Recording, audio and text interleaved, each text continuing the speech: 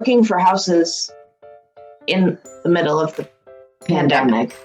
So like we knew everything was a long shot. There were places that we would look at and we'd go, back, even if we looked at them on Zillow or whatever, we'd go back to the drawing board and we'd call the bank to verify, this, that, and the other thing.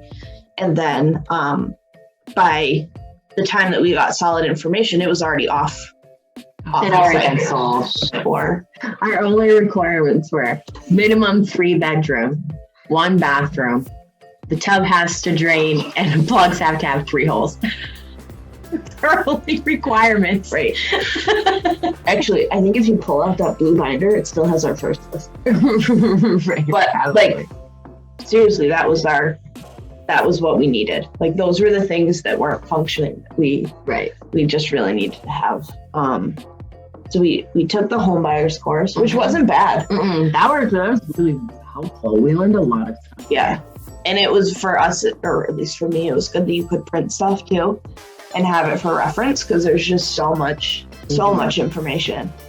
And poor Kayla, we must have emailed her like every other day for a solid 4 months.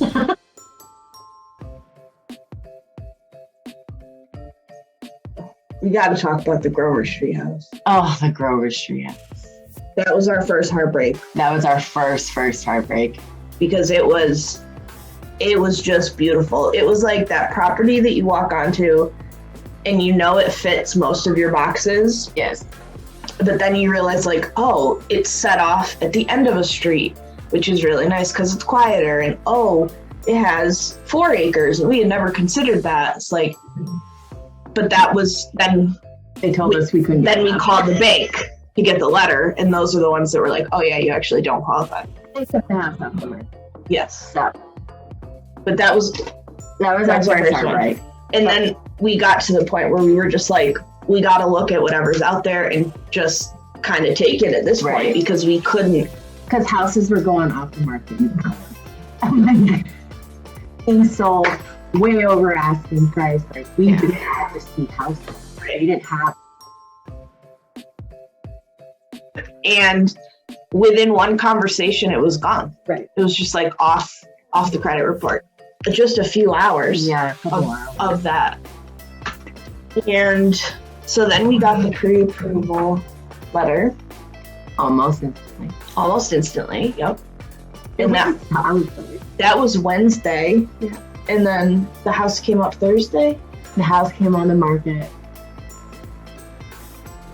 Thursday night.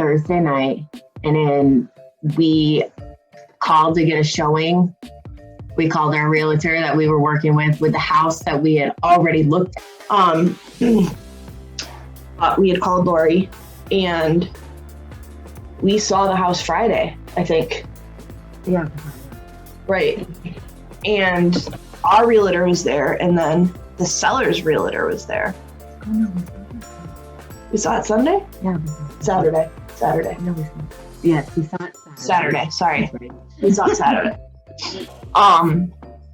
And the seller's realtor said that there had been already a ton of people that have come through to see it. And we were like, of course there have. But it was like we're driving there and you just start driving into like the woods on a dirt road. Like it's like a dirt road.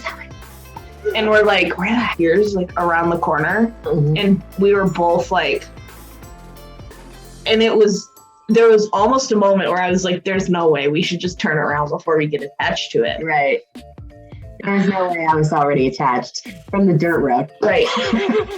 So we ended up being the last people that day, or the people behind us didn't show up.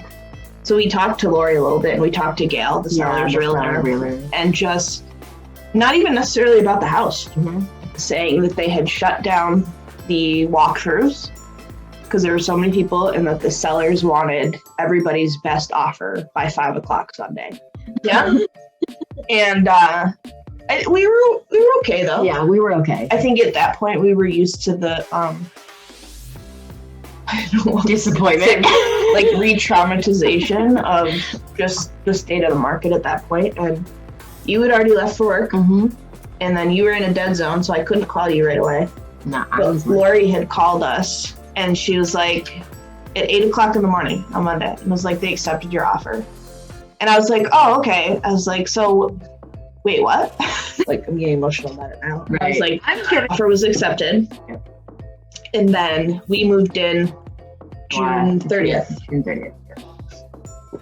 So, and we really only had to figure out a couple things. Like, we had to get some of the do it before the wedding. Oh yeah, we're also getting married in September.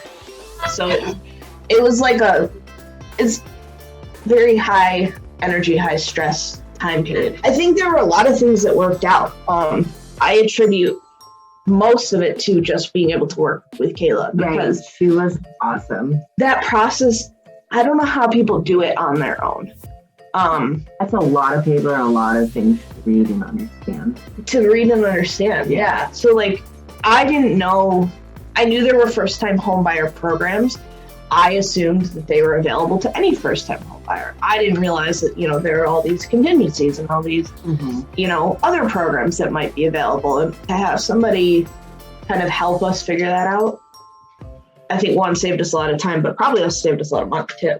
I know there are some people that are just so overwhelmed by the process that, they go, maybe don't end up getting kind of the most bang for their buck. Right. In the process. Like an online mortgage site, say, find me a mortgage. Right. And doing the course really put us in we were already taking the steps that we needed to. Like, I had already done the restructuring of my finances.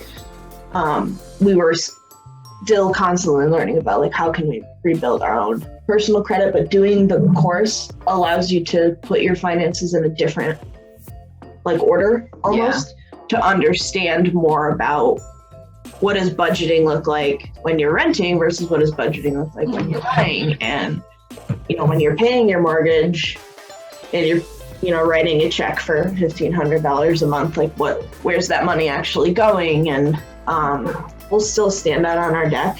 We still stand and be like, how did we do this? Right, how did we do this?